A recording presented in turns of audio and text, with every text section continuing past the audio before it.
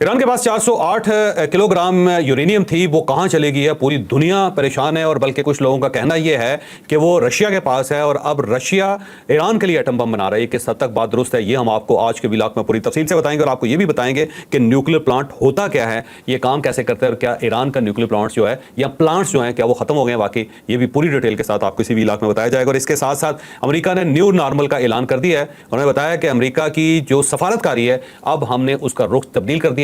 आने वाले दिनों में अमेरिका पूरी दुनिया के साथ क्या करेगा ये भी आपको इसी व्लॉग में बताया जाएगा। और इमरान खान साहब की सियासत खत्म हो गई है, इमरान खान साहब माइनस हो गया और ये माइनस किसने किया है? पार्टी ने किया है या गवर्नमेंट ने किया है या फौज ने किया है? ये भी हम आपको आज के व्लॉग में पूरी तफसील के साथ बताएंगे।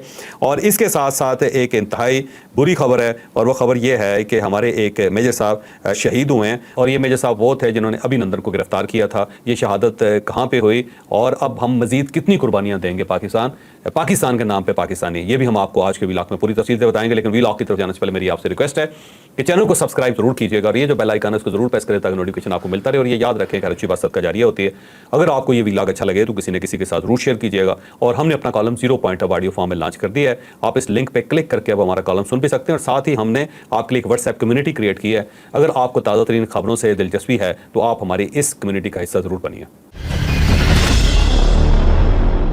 अस्सलाम वालेकुम नाज़रीन, मैं हूं फ़रूख़ अब्बास न्यूट्रल बाय जावेद चौधरी। मैं नाज़रीन, ईरान का और इसराइल का जो तनाज़ा है वो इख्तिताम पजीर हुआ। अभी तक यही अंदाज़ा किया जा रहा है कि शायद ये मज़ीद आगे तूल नहीं पकड़ेगा और ये जंगबंदी हो चुकी है। लेकिन ईरान ने एक ऐसा काम कर दिया है जो फिर लोग सोचने पर मजबूर हो गए हैं कि क्या दोबारा अमेरिका या इसराइल अटैक तो नहीं करने जा रहे हैं। उन्होंने साफ कहा है कि हम अपना जौहरी प्रोग्राम बंद नहीं कर रहे। जो 60% तक इनरिच था ऑलरेडी जो है वो यूरेनियम अचानक कहाँ गायब हो गया, ये पूरी डिटेल से एक स्टोरी है। आपको ये टॉपिक समझने में मदद मिलेगी कि ये जंग वाकई ही रुकने जा रही है या नहीं। अच्छा, पहली बात तो ये है कि आप न्यूक्लियर प्लांट को समझने की कोशिश करो। न्यूक्लियर प्लांट जो है किसी एक ब्रीफ केस का नाम नहीं है, किसी एक कमरे का नाम नहीं है, किसी एक लेबॉरेटरी का नाम नहीं होता। ये एक पूरा सेटअप होता है और जो मीलों पे मुश्तमिल होता है। और ये कोई ऐसा नहीं है कि एक कंपोनेंट है और उसी से आप जो है ना एनरिच कर लेते हैं किसी यूरेनियम को या प्लेटोनियम को। ये पूरा एक सेटअप होता है। सेटअप ये होता है कि आप तय दर तय आप इसको एक प्लांट को बनाते हैं जिसके अंदर पानी का चैनल भी होता है, वाटर चैनल भी होता है, क्योंकि उसने इसको पूरे सिस्टम को ठंडा करना होता है। और अगर वहाँ पे वाटर नहीं है तो तब भी आप इसको नहीं बना सकते। तो पानी का बंदोबस्त भी होना चाहिए और वाफर मिकदार में होना चाहिए। फिर इसके लिए एक खास किस्म की बिजली होती है जो आपको मसलसल सप्लाई चाहिए होती है। ऐसा नहीं है कि पीछे से बिजली बंद हो और उसके बाद सारा प्लांट आपका रुक जाए, रुकने वाला काम इसका नहीं होता। फिर उसके बाद छोटे छोटे सेंट्रीफ्यूजेस होते हैं और ये छोटे छोटे होते हैं और ये हज़ारों की तादाद में होते हैं। कोई एक नहीं होता कि आपने एक के अंदर डाल दिया, ये उसके कंपोनेंट्स होते हैं छोटे छोटे और सारे मिल के फिर एक सेंट्रल फ्यूजीज सिस्टम बनता है। ये बिल्कुल ऐसे है जैसे लस्सी नहीं होती। लस्सी के अंदर क्या करते हैं, आपके दही डालते हैं और उसको इस तरह हिलाते जाते हैं और वो लिक्विड होता जाता है, वो प्योरीफाई होता जाता है, उसके अंदर से मक्खन निकलता जाता है। ऐसे ही है ना, ऊपर आ जाता है ऐसे एटम बम बन जाएगा। अच्छा, उसके अंदर अब यूरेनियम है। यूरेनियम जो है ना एक कुदरती एलिमेंट है, ज़मीन से निकलता है। ये ज़हन में रखो। और पाकिस्तान इस मामले में बड़ा लकी था कि पाकिस्तान की 3-4 ऐसी साइट्स हैं जहाँ पे यूरेनियम मौजूद था, तो हमने अपना यूरेनियम इस्तेमाल किया। और अगर आपके पास अपना नहीं होता तो फिर आपको इंपोर्ट करना पड़ता है। दुनिया में इस पर 2 बड़े मुल्क हैं जिनके पास सबसे ज़्यादा यूरेनियम है।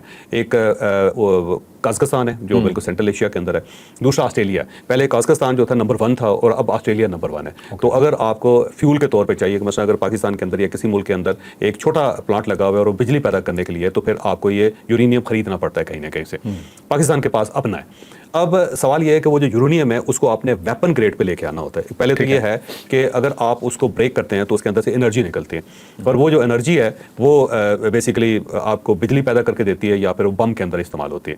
अब सवाल ये है कि जो यूरेनियम है वो करता क्या है। यूरेनियम एक एलिमेंट है, यूरेनियम एक धात है, यूरेनियम एक मादा है जो ज़मीन के अंदर से निकलता है, बड़ा कम मादा है और उसको आपने पहले इन्हांस करना होता है। बिल्कुल इसी तरह। और सेंट्रीफ्यूजेस मुझे पता है, मैं जब कहूँगा ना फिर आप फंसोगे।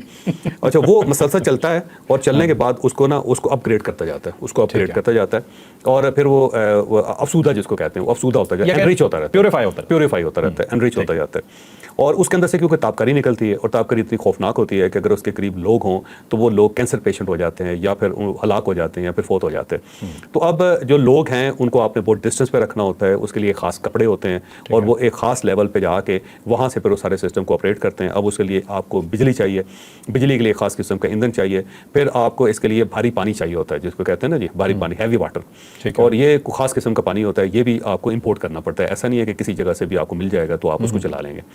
और इसके साथ साथ जो सेंट्रीफ्यूजेस हैं उनके बाकायदा باقاعدہ کچھ آلات ہیں جو چند ملک ہیں جن کے پاس ان کی ایکسیس ہے, یا چند ملک ہیں جو اس کو بنا رہے ہوتے ہیں. یہ ایسا نہیں ہے کہ ہر ملک اس کو بنا سکتا.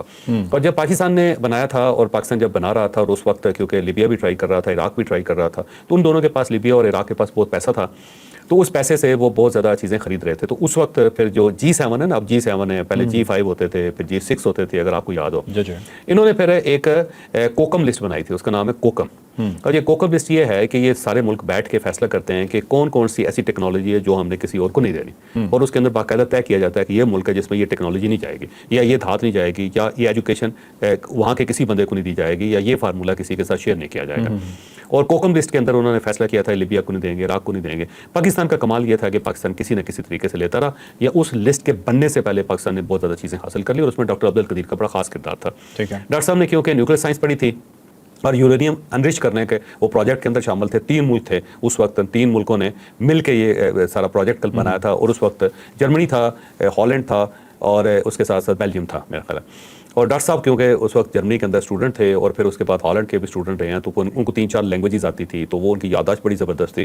تو وہاں پہ کسی کو نہ لکھنے کی اجازت ہوتی ہے, نہ ریکارڈ کرنے کی اجازت ہوتی ہے. تو انہوں نے تمام نقشے جو سینٹریفیوج کے تھے نا, وہ سارے کے سارے اپنے برین میں رکھے ہوئے تھے. تو وہاں سے دیکھ کے پھر انہوں نے بعد میں ذوالفقار بھٹو صاحب کے ساتھ ان کی ملاقات ہوئی, تو انہوں نے ان کو دعوت دی کہ آپ یہاں پہ آئیں. اور یہاں پہ آ کے اس بندے کا کمال تھا کہ وہ کہیں نہ کہیں سے چیزیں بھی لے آیا, آلات بھی لے آیا, جو کچھ نہیں مل سکے ان کے نقشے ان کے ذہن میں تھے, انہوں نے پاکستان سے بنوا لیے. اور بہت زیادہ لوگ انہوں نے ڈیولپ کیے جنہوں نے اسمگل کر کے یہ چیزیں پاکستان کو دی, اور پاکستان نے آ کے پھر اس کو بنایا. ایران جو تھا, ظاہر ہے پہلا جو پلانٹ تھا وہ پاکستان نے ایران کو دیا تھا, جسے پاک 1 کہتے ہیں. اور اس کے بعد ظاہر ہے کسی نہ کسی طریقے سے ایران نے بھی اس ٹیکنالوجی کو ڈیولپ کر لیا. تو یہ کوئی ایک ایسی جگہ نہیں ہے کہ آپ نے بم ماری اور وہ ختم ہو گئے, یہ ذہن میں رکھیں, اس کے پارٹس ہیں. تو جس طرح امریکہ کلیم کر رہا ہے نا جی کہ فوردو پہ اس نے بم مارا ہے اور اس کے بعد یہ ساری کیپیبلٹی ختم کر دی, تو یہ ممکن نہیں, یہ ختم نہیں ہوئی. کیونکہ زیادہ سے زیادہ آپ یہ کریں گے کوئی ایک اس کا کمپوننٹ ہوگا جو تباہ کر دیا ہوگا, تو وہ دوبارہ بنا لیں, کوئی ایسا ایشو نہیں ہے. دوسرا, ایرانی بڑے اسمارٹلی انہوں نے پلے کیا اور کمال ہی کر دیا. انہوں نے دیکھیں, انہوں نے پراپر دیکھا کہ امریکہ کے اندر ایک ایسا بم ہے جو وہ ماریں گے تو یہ ساری سائٹس اڑ سکتی ہے, یا اسرائیل اس کے اوپر حملہ کر سکتے ہیں. سب کچھ چیزوں کو ذہن میں رکھ کے ایک تو انہوں نے پورے ملک کے اندر مختلف پلانٹس لگائے, اور وہ سارے پلانٹس انہوں نے بکھیر دیے جس کو کہتے ہیں. اور دوسرا جو مین پلانٹ ہے وہ انہوں نے اس طرح کیا کہ وہ زمین کے اندر جا کے اور بہت نیچے جا کے انہوں نے بہت ہیوی کنکریٹ کے ساتھ بنایا. تو امریکہ ظاہر ہے اوپر اس نے اٹیک کیا, تو وہ کتنی نیچے تک جا سکتا تھا بم, میرا نہیں خیال کہ اس نے مکمل طور پہ تباہ کیا ہوگا. اور اگر تباہ کیا بھی ہوگا تو اوپر بلڈنگس ہوتی ہیں, جیسے ہمارا کوٹ ہے نا, اس کے اوپر بلڈنگ ہی تھی, اور باقی سارا ٹنلز کے اندر تھا, نیچے تھا سارا. اور وہ بھی پاکستان نے بڑی جلدی جب ان کا مسئلہ حل ہو گیا, کام ہو گیا, تو وہاں سے ایویکویٹ کر لیا تھا, نکال لیا تھا. اب وہ سائٹ آج بھی ہے وہاں پہ, لیکن اس کا مطلب نہیں ہے کہ وہاں پہ کوئی بہت بڑا اب کام ہو رہا ہے. تو وہ پاکستان نے مختلف حصوں میں اس کو بھی تقسیم کر لیا تھا. بلکہ ایک وقت ایسا بھی تھا کہ پاکستان نے یہ ساری چیزیں موبائل بھی کر لی تھی, کھڑیوں کے اوپر لاد کے نا, کبھی ادھر کبھی ادھر, تاکہ وہ کسی جگہ ٹریس ہی نہ ہو. تو یہ کیا. تو میرا نہیں خیال کہ ایران کا یہ سارا سسٹم جو ہے نا تباہ ہوا ہوگا, ایک چیز. دوسری یہ ہے کہ اب پوری دنیا کہتی ہے کہ 408 کلو گرام جو ہے نا انرچ یورینیم ہے, جو 60 درجے تک گئی ہوئی ہے, جو 60% انرچ ہوئی ہے. تو یہ بڑی خوفناک ہے. میرا خیال ہے شاید 30 گریڈ تک یا 30% اس کو انرچ کرنا ذرا مشکل ہوتا ہے, اس کے بعد بہت آسان ہو جاتا ہے. 60 جو ہے نا, آپ سمجھے کہ ویپن کے قریب پہنچی ہے, ویپن گریڈ کے. اب اس کو 90 کراس کروانا کوئی مشکل کام نہیں ہے, دنوں کا کام ہوتا ہے. لیکن وہاں پہ کیونکہ ایران کے اندر فتویٰ دیا ہوا تھا آیت اللہ نے کہ اس ٹائپ کا جو ویپن ہے وہ حرام ہے, تو ہم نہیں بنائیں گے, تو اس وجہ سے بنایا نہیں گیا تھا. لیکن 60 گریڈ تک اگر انہوں نے اس کو اپ گریڈ کر لیا, انرچ کر لیا, تو وہ بالکل ویپن کے قریب پہنچے ہوئے ہیں. اب امریکہ نے